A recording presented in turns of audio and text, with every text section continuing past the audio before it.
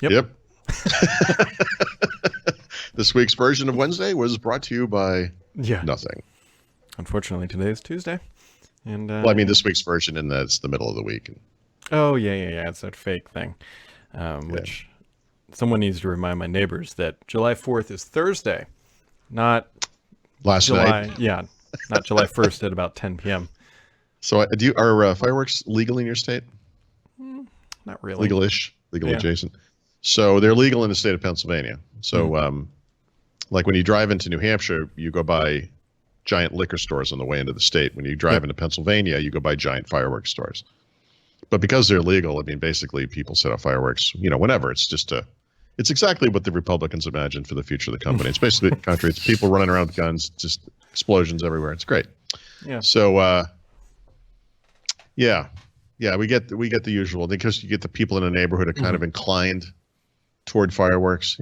Those guys. Somehow someone's roof has not caught on fire. Yeah, I don't know if this. I know the problem. So you can buy fireworks at like the grocery store, and they're not really fireworks. They're just whatever. Oh no, we have, I think, former ordinances from the Iraq War. It's pretty serious. So, but there are fireworks stores, and I don't know if I haven't like gone to one of these stores since I was a kid, and I went with my dad. In Ohio, this is great. What you used to do, and I don't know if this is still the case, is that you could go to a fireworks store in Ohio and buy whatever. You could buy whatever. You could buy mortars. You could buy tanks. You could buy whatever. But then you had to sign a form saying that you would not light them off in the state of Ohio. Oh, that is amazing. Yeah. That is amazing. That is a beautiful loophole of, I'm not going to light this off in my backyard. So that's actually pretty funny. Amsterdam is famous for the marijuana stuff. Mm-hmm. The truth is, if you go to a state in the United States that has legalized marijuana, like Massachusetts, Colorado, I think Washington State, wherever else. Denver, soon to be Illinois, which is getting mighty close to my backyard. Yes. Your access to marijuana and drugs and things like that is much, much better than it is in the Netherlands or in Amsterdam, I guess. And I'm going to get this wrong. Someone from Amsterdam / the Netherlands will correct me on this, but it's something like, basically the deal is it's legal to sell marijuana. Mm-hmm. It is not legal to grow it. Ah. So it leads to like a sticky kind of an issue. And I believe it's not legal. You can sell it to an individual, but I think you can't sell it to a store that sells it or something like that. It's this weird. So yeah. And then the stores exist. It's just a weird system. Or just go to Denver, like you said. Yeah. It'll be easier. The store's very clean. It looks like an Apple store, except you're buying something less expensive and probably last longer, frankly. I don't know about it lasting longer. I mean, I guess yeah, right. I was thinking about the scratchability, but yeah, you're right. Yeah. Sure. I mean, I'm assuming in those stores the keyboards probably work, so you've got that going for you. Speaking of Apple, maybe by the way, Johnny Ive can do something for the weed industry. So this gentleman back here, Tim Cook, wrote an email to NBC because why not?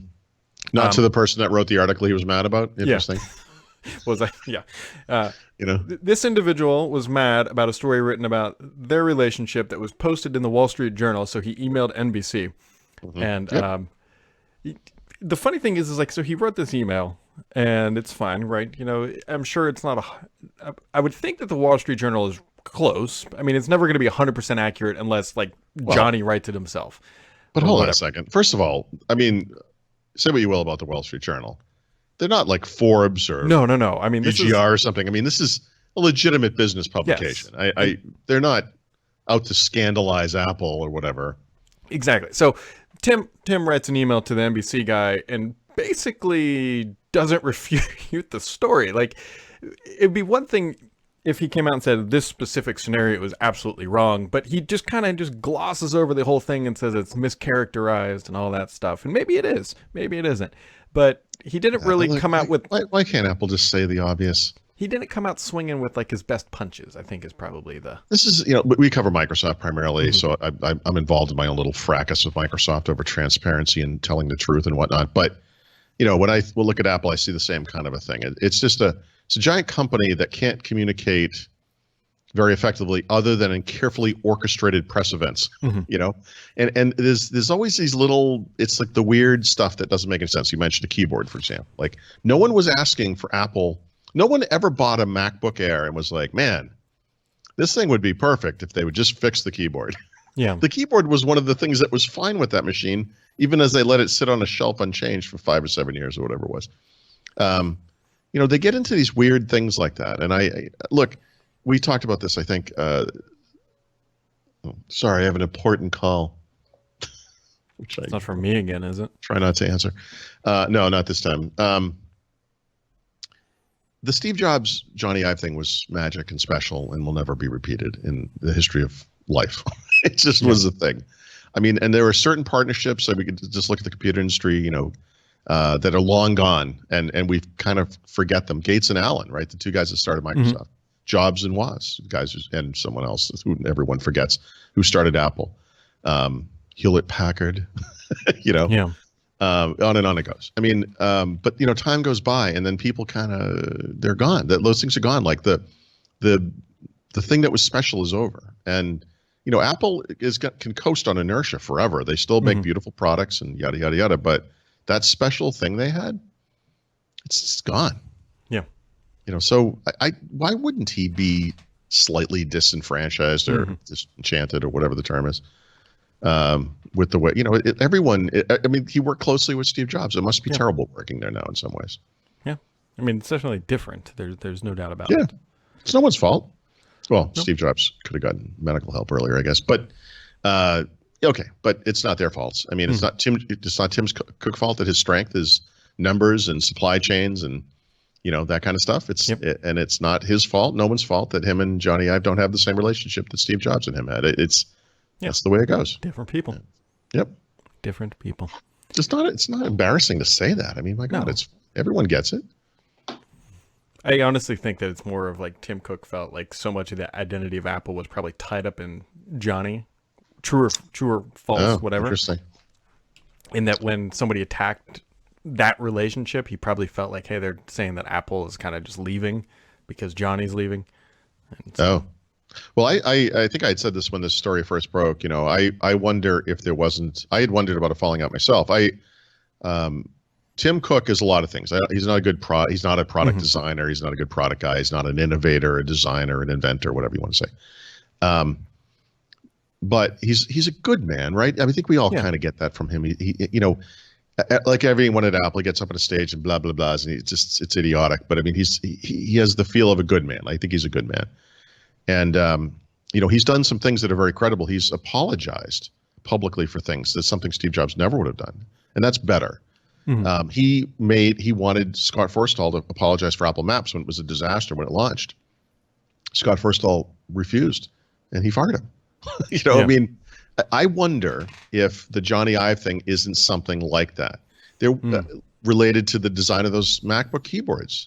And or the design of that Mac Pro that went nowhere, and or it can go on and on and on, all the stupid little things. Yeah. That where one time they were hitting home runs every single time, and after a while they just became doubles or even outright mistakes, and then it was like this is not the same. Yeah. And it ultimately has to fall on someone's shoulders. That's just my theory. I don't know. I really don't know, obviously, but. Well, we have more than a theory on what's happening with Windows, at least 19H who, or 19H2. Yeah, that's good. So for those who aren't aware, Microsoft came out yesterday with a blog post that said, hey, 19H2, if you're already running the May 2019 update, the one that just came out, 19H2 will just kind of be just like a Patch Tuesday type event, and it'll just get installed, and you may or may not notice new features, but it's not going to do the whole we didn't move your file thing promise again. It's just going to install more like an update, which don't call it a service pack, Paul, or an R2 or anything. That's exactly what it is. Even though that's what it is. So here's the thing. What I want to do is pull a string and have a bunch of confetti come down and have a party about this, because honestly, this is the latest in what is becoming now a line of good news about Windows 10 that I am ecstatic about. This is the right thing to do. It's something they should do formally as a policy every single year going forward. But regardless, even if it's a one-time shot, I mean, I personally can use this break.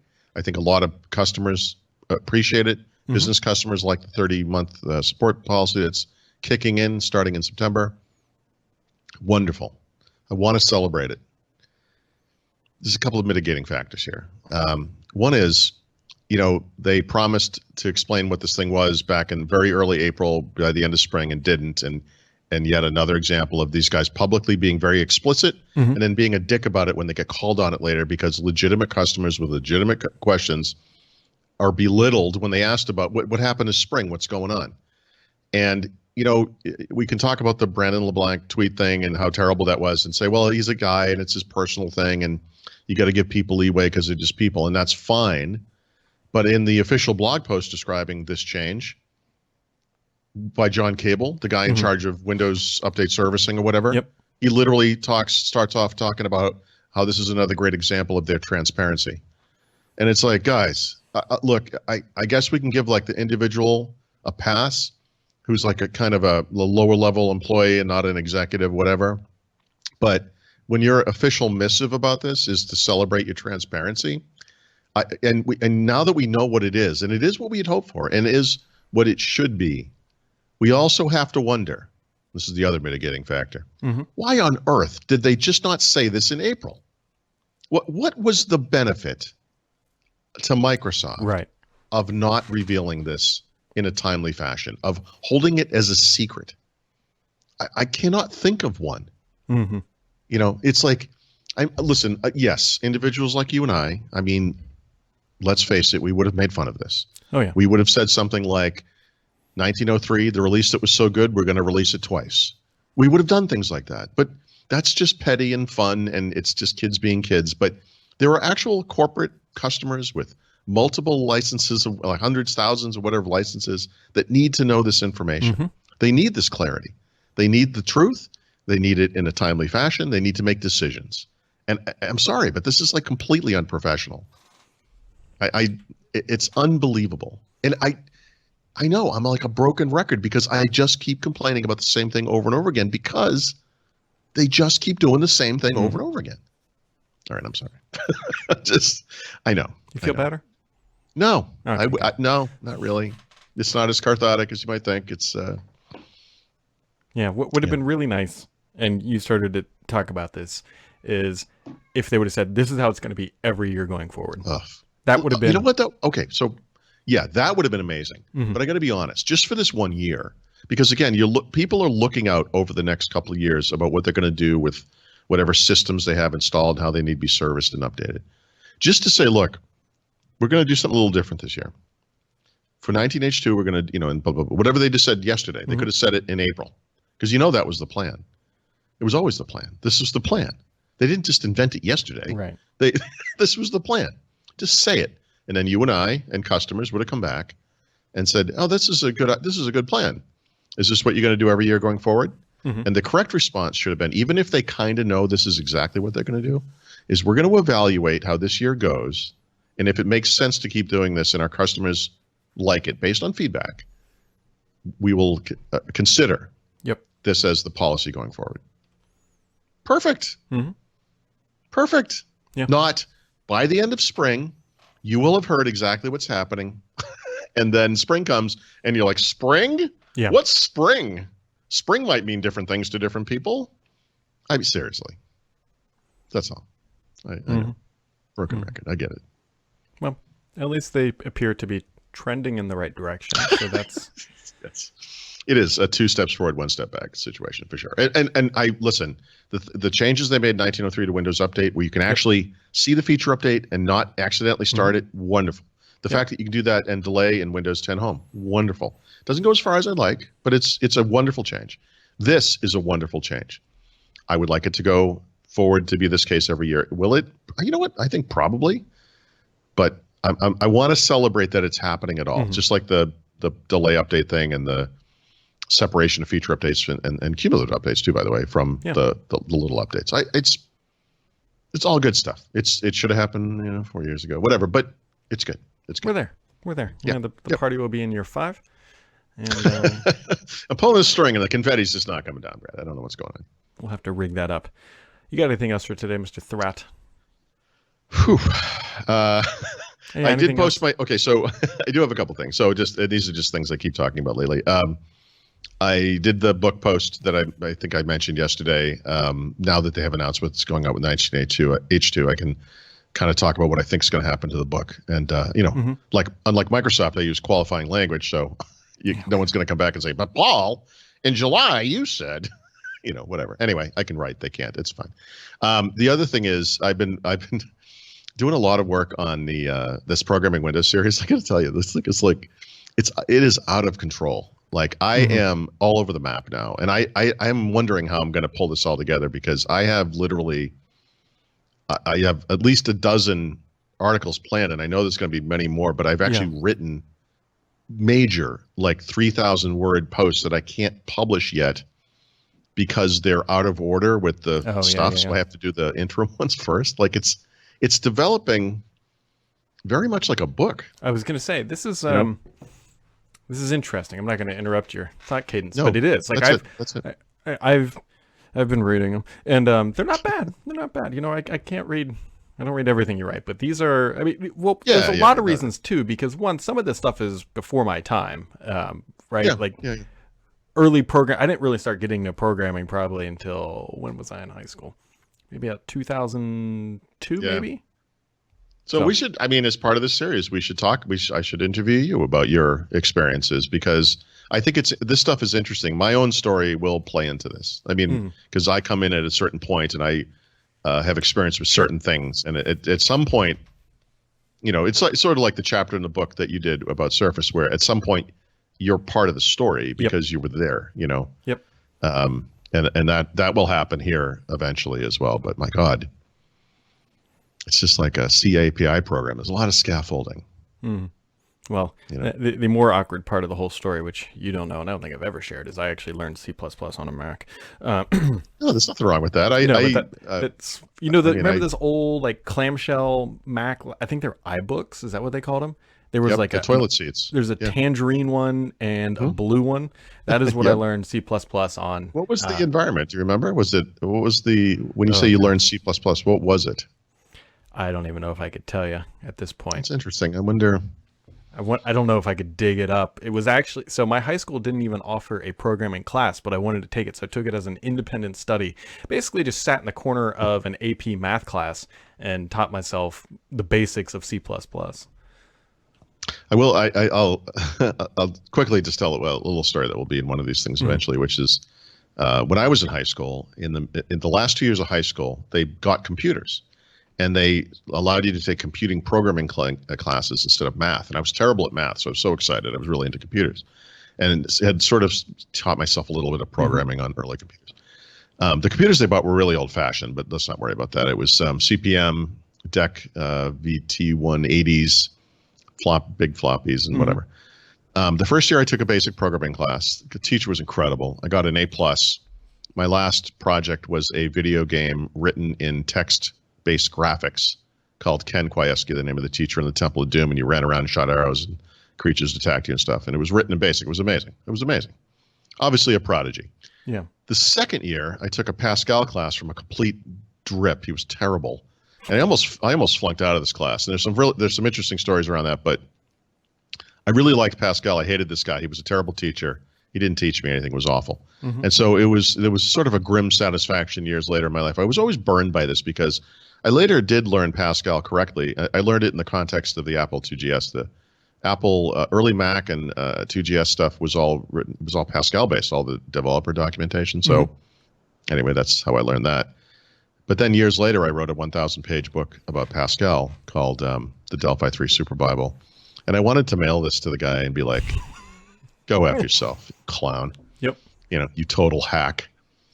Like totally sidetracked me, Anyway, yeah, I was trying to think. I doubt I could find it, but I believe the final project for that class was I think I built Tic-Tac. It was either Tic-Tac-Toe or Hangman. I can't remember. Yeah. And that was what I had to turn in to effectively because I think it was just because it was independent studies like pass-fail type scenario. I don't even think I got a grade. But I had to turn in like a game, and I can't remember because there was another one, and maybe that was the web programming class where I built Hangman. One of them was Hangman, the other one was Tic-Tac-Toe. Right. I actually I used to copy my friend's homework by the end of the class, and we would do this during lunch or whatever. So this guy, Mr. Green was his name. He was terrible. He in the front of the class, he decided to call me out. He said, "Hey, Paul, I couldn't help but notice that your homework and Dave's are completely identical, and it's very obvious that you're cheating from him.